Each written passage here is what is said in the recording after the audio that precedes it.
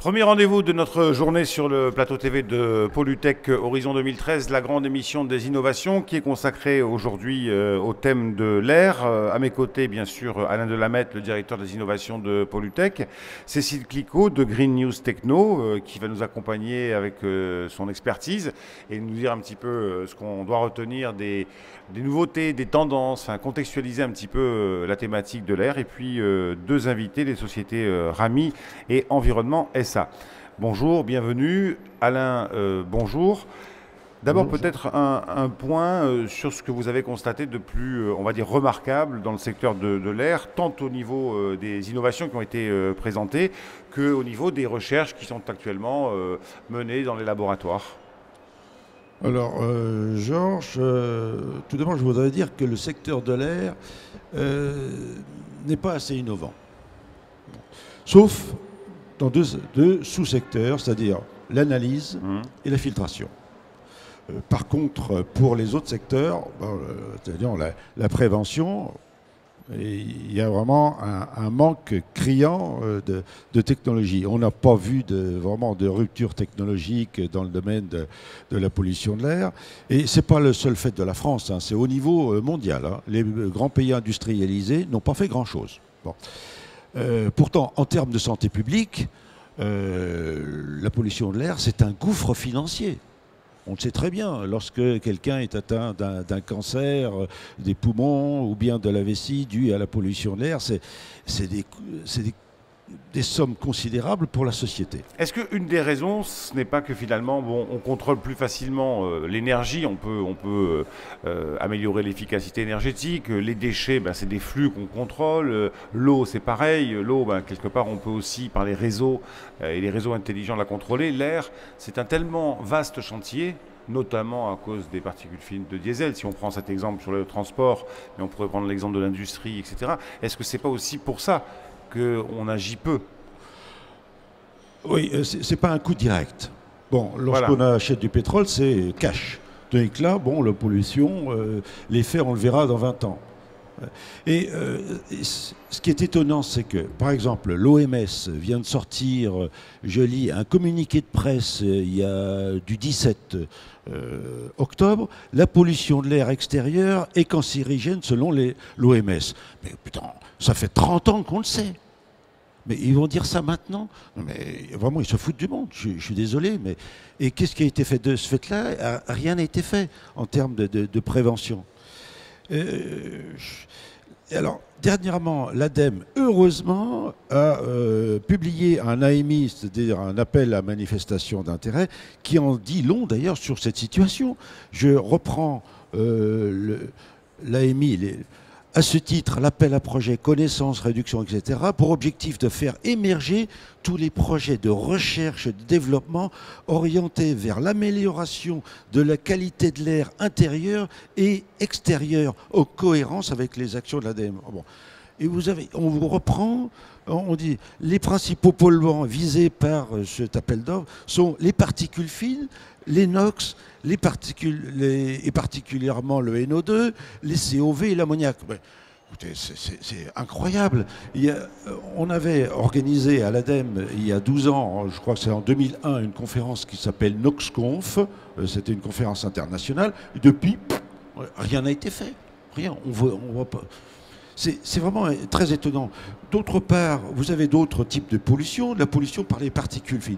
Vous avez un sénateur qui s'appelle le sénateur Richert, qui avait fait une quinzaine d'années un rapport sur la pollution par les particules, par la combustion du bois. Et en février 2007, je l'ai là, il a fait un rapport parlementaire sur la qualité de l'air et le changement climatique. Je lis dans ce rapport du sénateur Richert, le bois représente aujourd'hui, il a 5% de la consommation finale, mais la contribution du bois pollue. Bon, cette réalité est aujourd'hui méconnue, voire occultée en France.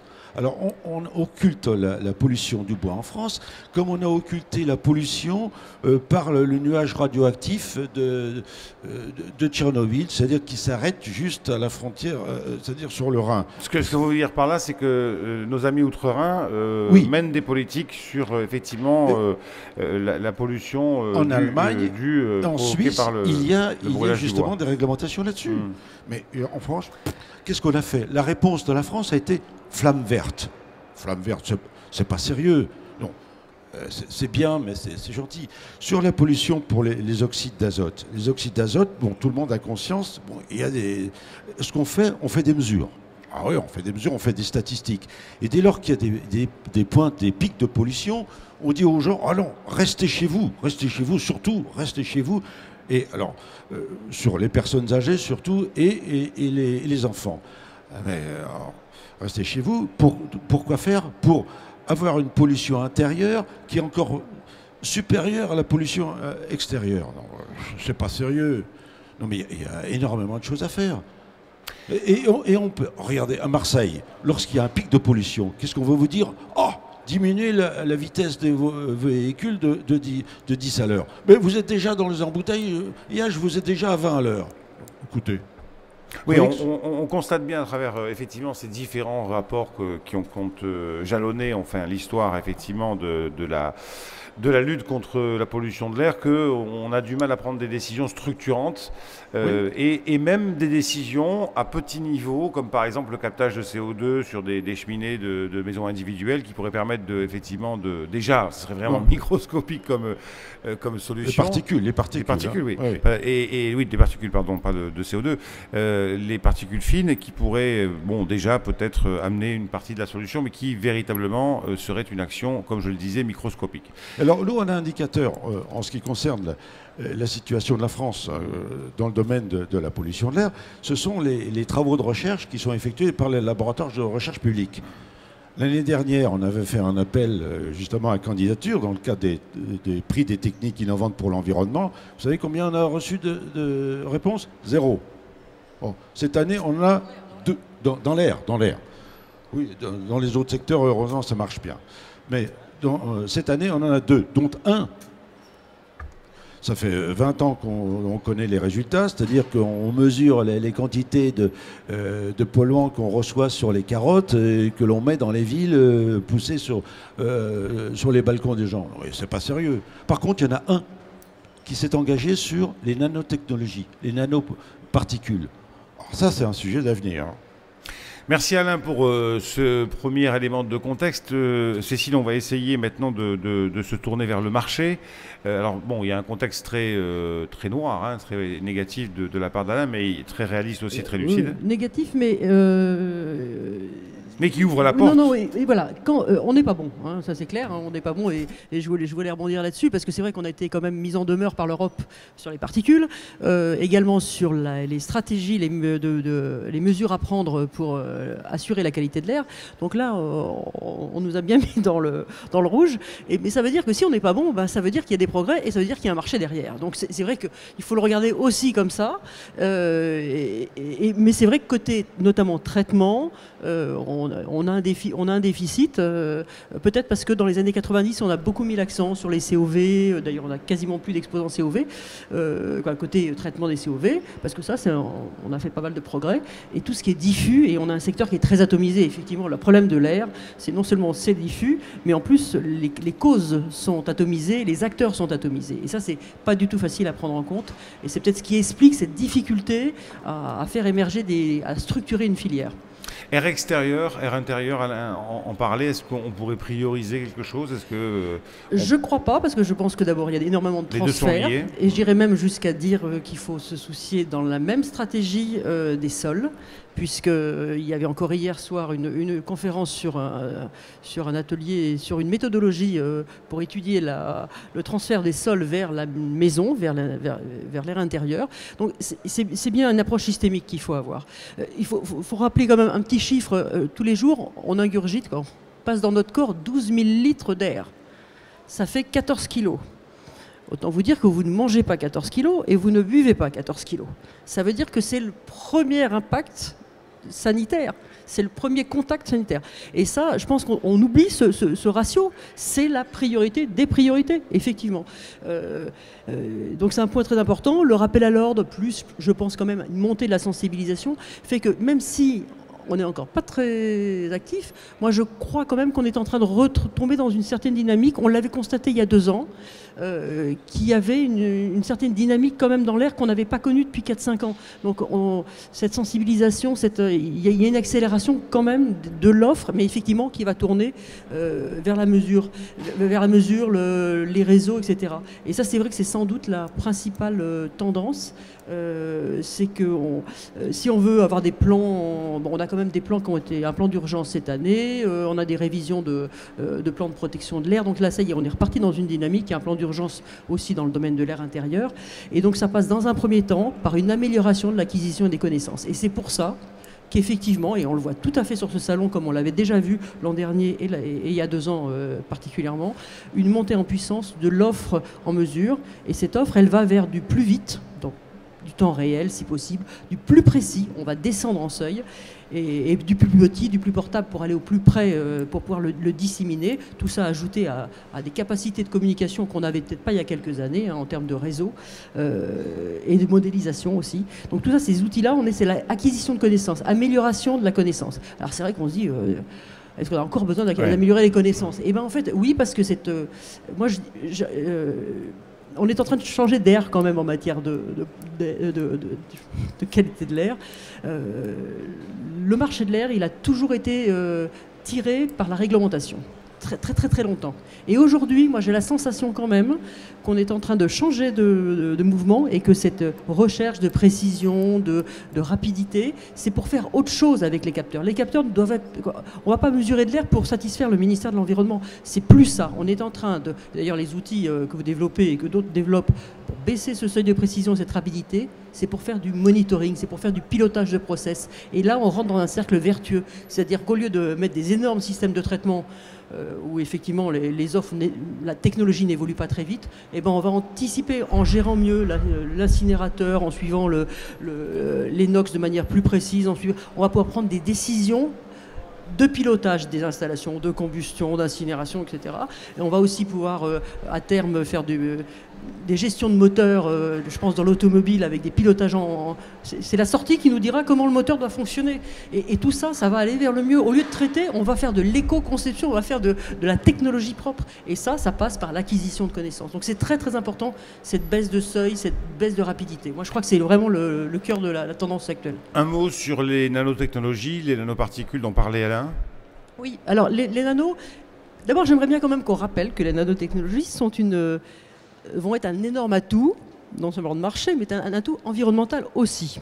Je crois qu'il ne faut pas oublier que quand on va faire des catalyseurs, quand on nanostructure du photovoltaïque, c'est pour avoir des améliorations de rendement. Quand on a un catalyseur qui est beaucoup plus réactif grâce aux nanos, on fait des progrès. Donc déjà, premier point, les nanotechnologies, c'est une source d'amélioration environnementale.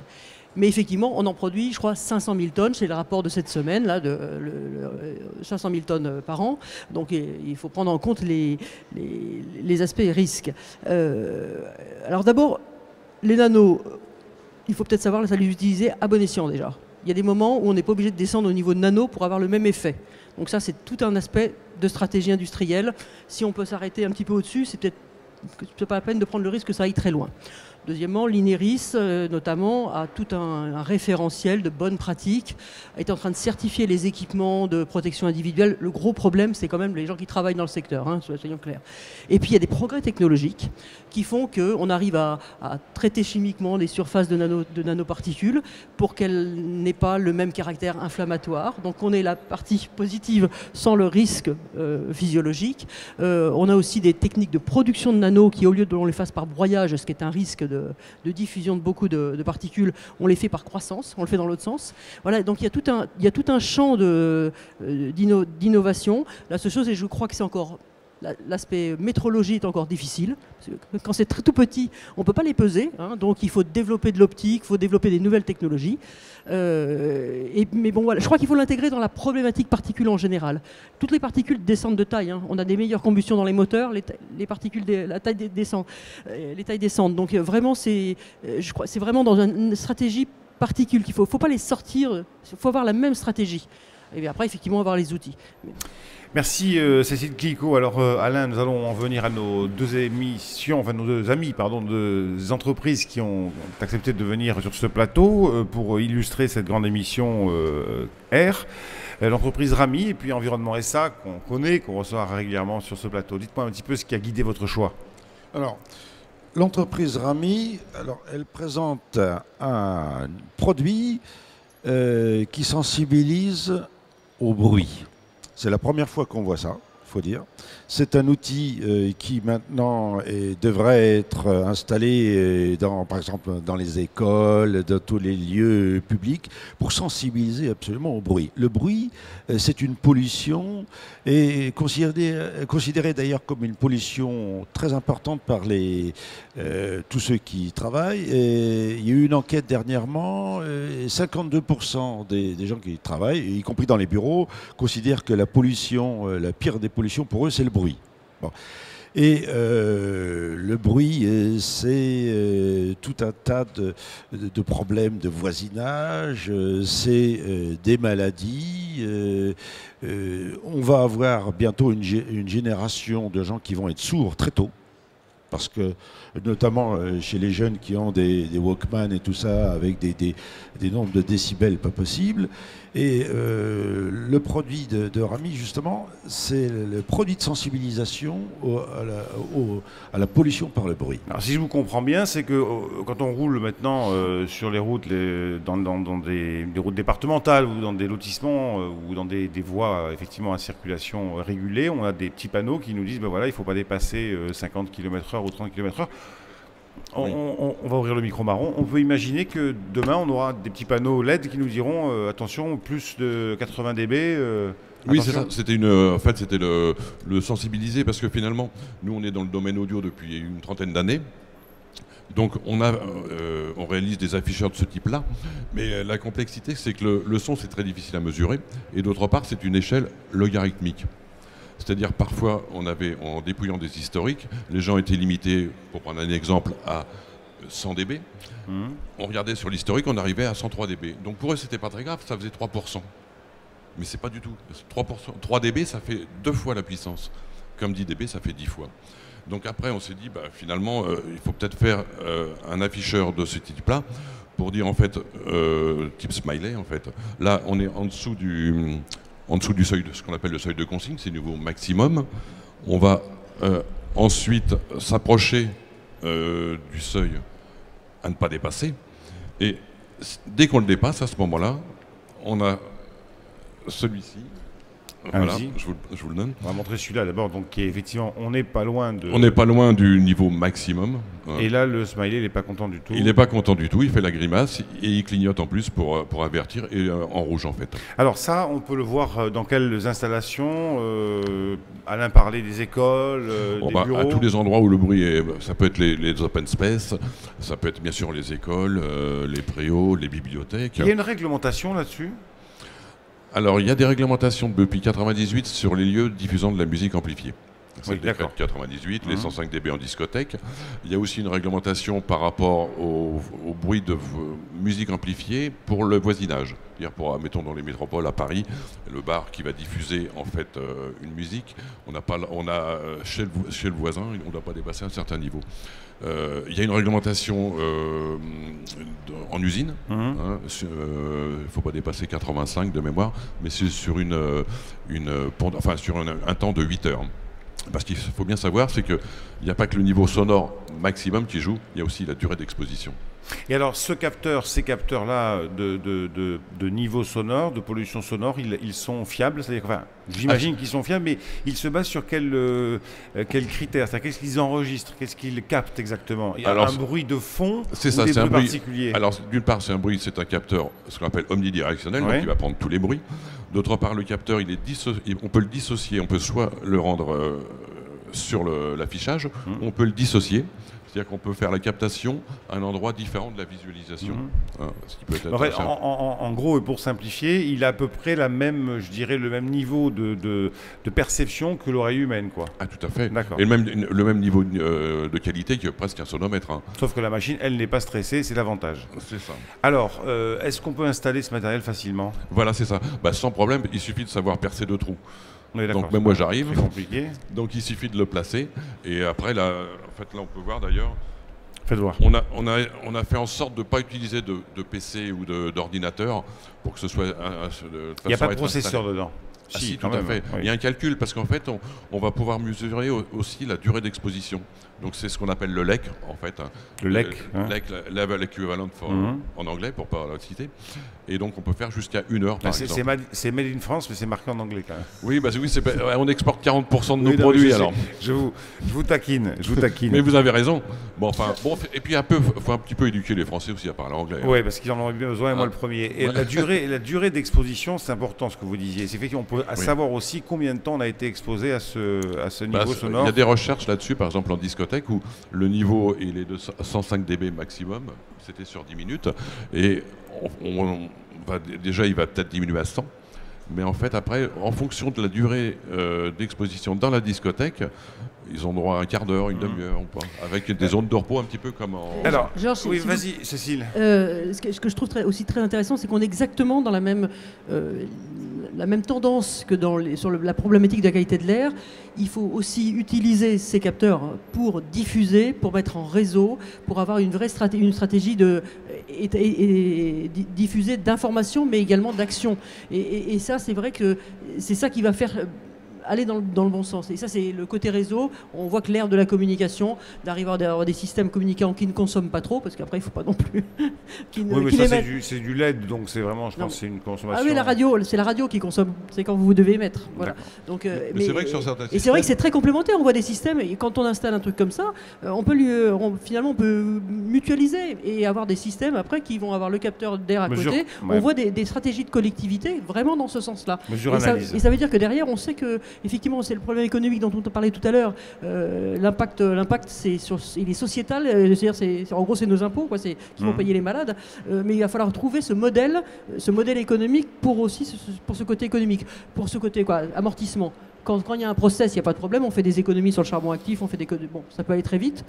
Ça, c'est déjà une tendance nouvelle. Mais c'est vrai qu'il va falloir inventer ce modèle économique pour que ces initiatives s'amortissent, que ce ne soit pas qu'un coût. Voilà, alors, on est là, clairement, oui, Alain. Cet outil, c'est un superbe outil de sensibilisation parce que depuis 20 ans, on n'a pas fait grand-chose dans le domaine du bruit en France. On a eu une campagne qui a été initiée, je crois, c'était à l'époque de Ségolène Royal, sur les cantines scolaires. C'était une très bonne chose parce que quand vous êtes dans une cantine scolaire, c'est l'horreur. Notamment, non pas pour les enfants parce qu'ils sont habitués, mais pour ceux qui sont avec eux, c'est l'horreur. Et depuis...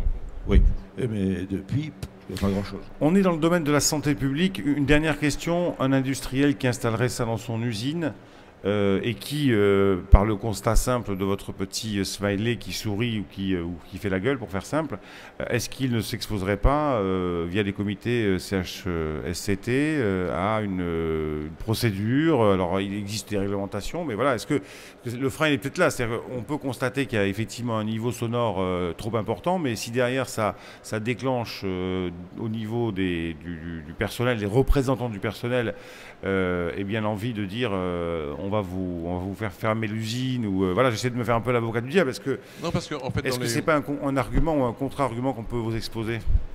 En fait, dans les usines, au contraire, parce que dès qu'à ce moment-là, on atteint la valeur limite, le seuil de consigne, à ce moment-là, ils peuvent mettre des protections. Ils ont des casques à leur disposition. Ça peut être un avertissement parce que les gens ne vont pas se rendre compte du niveau sonore. C'est un peu... c'est pas très mesurable. Donc à ce moment-là, ils voient le... Donc voilà, c'est de la prévention à ce moment-là. Voilà. C'est même un atout parce qu'en fait les industriels sont très très soucieux de la, Bien sûr, de la qualité du personnel parce que c'est de l'absentéisme derrière, c'est de l'argent ça. Tout à fait. Non, mais c'est encore plus facile qu'en collectivité. Non, mais je me faisais juste l'avocat du diable parce qu'il n'existait pas de réglementation. Mais en fait, quand il y a une réglementation, c'est différent. Oui, en fait, on s'aperçoit que les industriels sont souvent, pour tout ce qui est sécurité et qualité de l'air intérieur au travail, etc., ils sont plutôt proactifs parce que derrière, il y a un vrai retour économique. Un salarié qui se sent bien, ça travaille bien. Un salarié qui a pas mal à la tête parce qu'il n'y a pas d'émissions, même dans le tertiaire, ça travaille mieux, c'est moins absent. Et ça, et ce côté retour économique, et effectivement, est en train de faire bouger ce marché de l'air, alors qu'avant, on n'avait pas ce facteur économique. Le marché de l'air et le marché du bruit, on est vraiment dans la même configuration. Gérard Storck, merci. Donc vous représentez la société Rami. Merci d'être venu sur ce plateau. On va maintenant passer effectivement à la mesure de la pollution de l'air avec la société Environnement SA qu'on connaît bien, avec Monsieur Aflalo, le directeur commercial et marketing de Environnement SA. La société Environnement SA, on n'a pas besoin de la présenter. Vous avez 35 ans d'âge, 35 ans. 35 ans, maintenant c'est une multinationale pratique. Allô, c'est pratiquement une multinationale, vous êtes un peu dans beaucoup de pays, vous êtes en constant développement et on peut dire bravo pour une société française, de même que la société Rami d'ailleurs. Et cette année, une des innovations, je dis bien parce qu'il y a eu plusieurs innovations qui a été choisie, c'est la mesure du NO2. Qui est une mesure complexe. Le NO2, c'est pas facile du tout. Moi, en tant qu'ancien chimiste, je peux vous dire, hein, c'est hard. Et c'est une mesure complexe qui demandait du temps, alors que vous, en très très peu de temps, vous avez la réponse. Absolument. Eh bien, je vous remercie de m'avoir invité pour vous présenter cette innovation, puisque effectivement la molécule qui intéresse tout le monde, c'est le dioxyde d'azote. Alors, on a des systèmes de mesure, d'analyse qui permettent de mesurer les oxydes d'azote au sens large. Il faut savoir que les oxydes d'azote, c'est composé de NO2 et de NO essentiellement, et que la difficulté consistait à mesurer spécifiquement le NO2. Donc nous avons travaillé sur une technologie un peu avant-gardiste. On n'y croyait pas trop au début.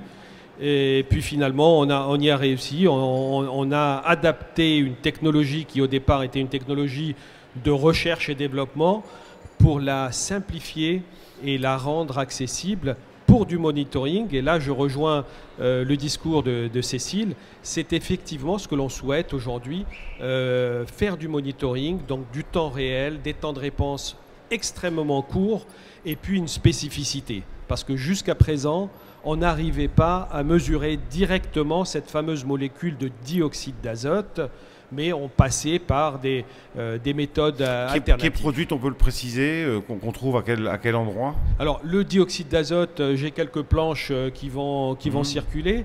Le dioxyde d'azote arrive principalement du transport routier. Et effectivement, il faut savoir qu'un quart des franciliens sont exposés au quotidien au dioxyde d'azote, avec des teneurs relativement hautes.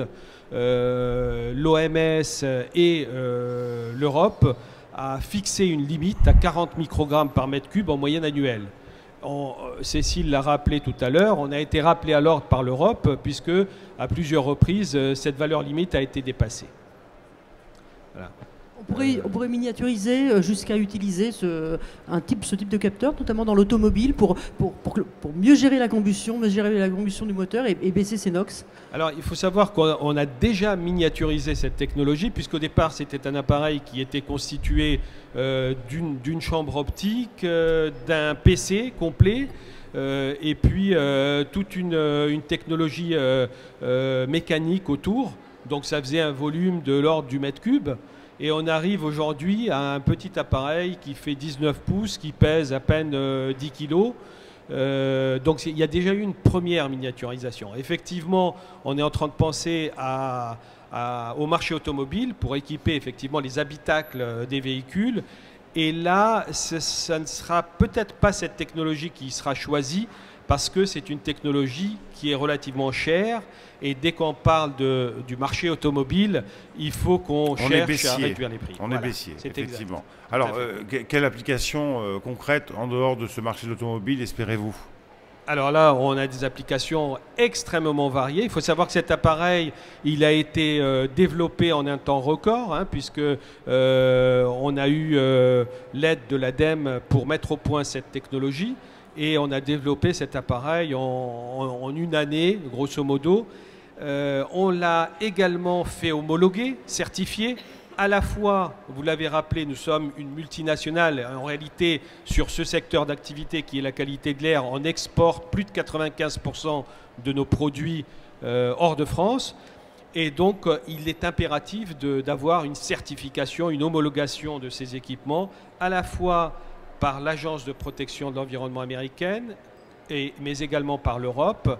Et donc, les applications vont de la pollution de l'air traditionnelle, intérieure et extérieure, mais également les gaziers qui cherchent à mesurer les impuretés, hein, les fabricants de gaz médicaux par exemple. Air Paris par exemple a un besoin extrême de cette technologie pour mesurer le dioxyde d'azote dans les sites urbains où il y a des fluctuations extrêmement rapides de ce polluant et qu'on n'arrive pas à mesurer avec la méthode de référence qui existe, qui fonctionne, mais qui a un handicap majeur, c'est le fait de ne pas mesurer ce dioxyde d'azote directement. La méthode de référence, c'est la chimiluminescence. Absolument, la méthode de référence, c'est la chimiluminescence, qui consiste en fait à mesurer en réalité le monoxyde d'azote, le NO. Et lorsqu'on veut mesurer le NO2, en fait, on passe par un convertisseur. Donc, suivant l'efficacité de ce convertisseur qui convertit la molécule de NO2 en molécule de NO, en fonction de son efficacité, eh bien, la mesure est plus ou moins précise.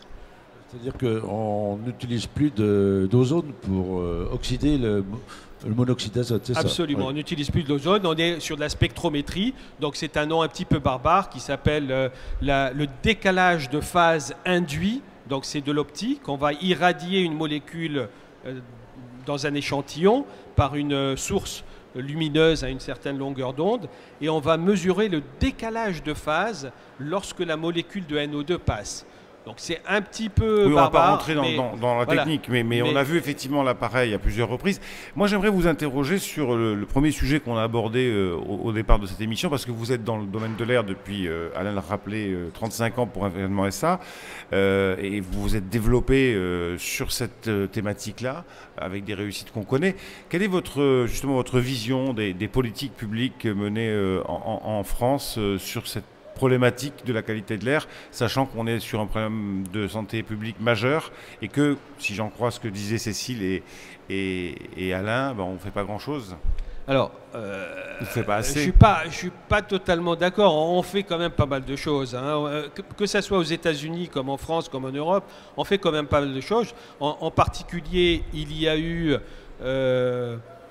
récemment une loi, une directive européenne, qui est une directive de 2000, qui a été mise en application en 2006 pour les incinérateurs d'ordures ménagères. Donc, on a imposé à tous les incinérateurs d'ordures ménagères de se moderniser dans le but vraiment de réduire la pollution. Et là, nous sommes dans ce marché réglementaire et on a vu, c'est ce qui a fait notre croissance également, hein, c'est ce marché réglementaire qui évolue, besoin de mesurer online, besoin de mesurer toujours de manière plus fine et des nouvelles molécules. Donc là, j'ai parlé du dioxyde d'azote, mais les dioxines dans le monde de l'incinération, c'est un sujet qui revient tous les jours. Donc il y a des choses qui sont faites. On n'est jamais satisfait, on veut toujours que ça aille plus loin. Mais comme vous le rappeliez, Cécile, voilà, il y a le modèle économique et la technologie qui doit suivre. Parce que parfois, on nous demande de mesurer des nanoparticules. La technologie, il faut qu'elle suive. Et parfois, ça prend 10 ans. Développer un appareil qui arrive à mesurer le nanomètre, c'est pas facile. Mais c'est vrai que le driver était réglementaire et ça a porté. C'est évident que ça a été bénéfique. Le scandale des dioxines scandale entre guillemets, où on a fait baisser grâce à ça, parce qu'on a fait prendre conscience. Et effectivement, il y a eu tout un pan comme ça d'activité. Sur les COV, pareil, on a dit il y a des solvants partout, et on a fait des progrès tant en conception des produits, parce que c'est ça aussi le problème de l'air, c'est qu'il faut travailler sur la conception des produits pour qu'ils émettent moins, notamment dans l'air intérieur, on le voit beaucoup. Et c'est vrai qu'aujourd'hui, ce qui est en train de bouger, c'est ce qu'on disait tout à l'heure, c'est que après le driver réglementaire, il faut un autre booster qui prenne le relais. Parce qu'on ne peut pas mettre réglementation sur réglementation. Les contraintes, nos industriels s'en plaignent assez souvent. À un moment donné, il faut les arrêter. Il faut tenir compte aussi de leurs progrès. Et donc, la mesure très rapide des NOx, j'imagine que pour les installations de combustion, des incinérateurs et autres, s'ils savent ce qui sort précisément à NO2, ils vont repiloter la quantité d'air qu'ils vont mettre dans le four. Prendre effectivement et ça va devenir mesure hyper intéressant au niveau économique. Ils vont amortir la cause. Ils vont amortir leur installation. Il n'y aura plus besoin de dire est-ce que je suis bon pour le ministère. Non, c'est pas ça. Ce qui les intéressera, c'est d'avoir du retour sur investissement, et ils le feront très rapidement, même si les appareils coûtent plus cher. C'est exactement ce qui est fait aujourd'hui, par exemple dans la combustion des gaz, dans la combustion des moteurs. On fait ce qu'on appelle une SCR, c'est-à-dire qu'on va injecter des ammoniacs pour réduire les oxydes d'azote, et en réalité, on va optimiser la combustion du moteur pour rejeter le moins possible des oxydes d'azote. Merci beaucoup à tous les quatre d'être venus sur ce plateau, une émission très très très complète qui nous a permis de faire le point effectivement sur les politiques de l'air en France, et puis de voir qu'il y a bien sûr, et ça on le savait déjà, des entreprises dynamiques. Et pas uniquement qu'en France. Hein. Oui. Il y aura sans doute l'air intérieur dont on n'a pas beaucoup parlé, qui est également un énorme marché qui commence par le diagnostic. Le traitement va sans doute suivre dans quelques années, mais vraiment le côté pré-diagnostic il est lancé.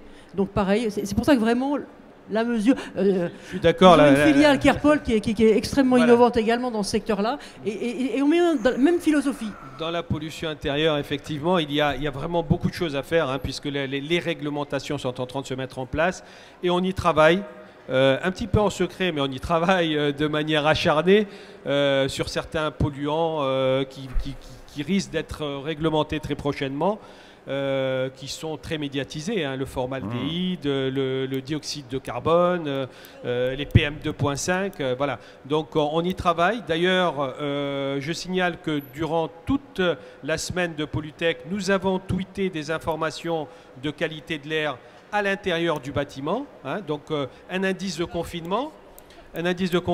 Et puis des mesures de dioxyde d'azote avec cet appareil, des mesures de PM2.5, donc particules ultra fines. Nous avons tweeté sur notre nom @tweetair, et puis sur notre site internet. Voilà, donc on remercie Ridexpo d'avoir donné toute cette capacité technologique. Et j'ai noté, et Alain a noté aussi, donc, que l'an prochain, du côté de Bron, là-bas, du côté d'Eurexpo, on fera une émission sur l'air intérieur, soit une grande émission innovation, soit une émission consacrée à l'air intérieur. Alors maintenant, les outils d'information sont tels qu'avec Google, etc., qu'on arrive à avoir une synthèse rapide de tout ce qui se passe. Regardez, on parle du formol. Le formol, les Canadiens connaissaient très bien ça il y a 30 ans, parce qu'ils injectaient dans leur maison comme isolant des mesurés formol, les MIOF. Ils ont été obligés de les enlever parce que ça posait des problèmes de santé publique énormes. Merci à vous. On va se quitter quelques instants, puis on se retrouve pour une nouvelle émission sur le plateau TV de Polytech Horizon. Merci.